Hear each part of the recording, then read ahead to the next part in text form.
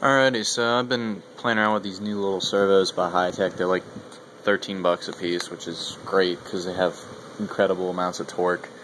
But right here I managed to drill a hole in this button and run a paper clip through it, and when I operate this stick, if I go down, it should put it in auto.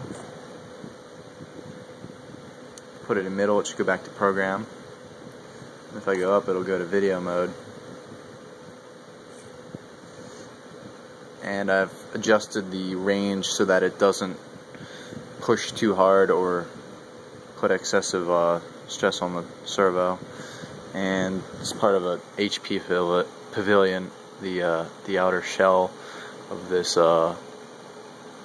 chassis that I've built.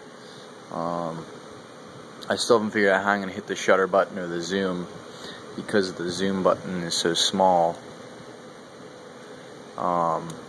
I'll probably have to attach something to it, but the shutter one should be fairly easy.